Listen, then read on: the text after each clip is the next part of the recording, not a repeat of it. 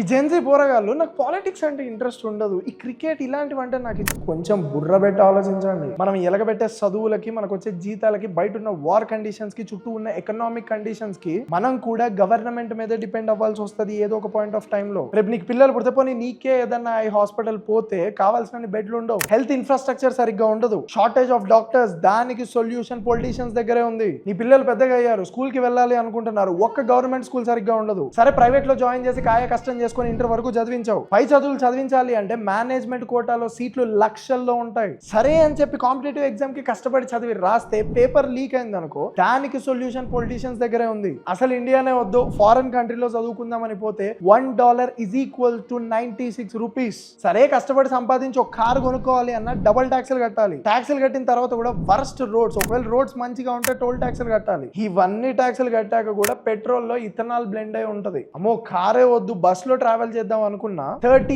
years women got raped in the bus. And ఆ రేపిస్టులు political parties లో ఉన్నారు who are ruling India. అసలు ఈ సిటీయే వద్దు, పెళ్ళే వద్దు, అడవిల్లోకి పోయి బ్రతుకుదాం అనుకున్నా every day forest and trees are getting destroyed. ఇవన్నీ విని హమ్మ అని కొంచెం ఊపిరి పీల్చుకున్నా ఎయిర్ పొల్యూషన్ ఘోరంగా పెరుగుతుంది. ఇప్పుడు చెప్పు, పాలిటిక్స్ ఇంట్రెస్ట్ లేదా? ఇవన్నీ సినారియోస్ ఎప్పుడైనా ఎవరికైనా మనలో ఒకడికి కూడా జరగవచ్చు అండ్ జరుగుతున్నాయి కూడా. ఫేస్ చేస్తున్న వాళ్ళందరూ కూడా మనలో ఒకళ్ళే. పాలిటిక్స్ ఇంట్రెస్ట్ లేదంటే IPL చూసే ఫ్రెండ్స్ కి షేర్ చేయండి, కొంచెం పొలిటికల్ గా నాలెడ్జ్ గెయిన్ చేయండి, పాలిటిక్స్ మీద ఒక కన్నేసి ఉంచమని చెప్పండి.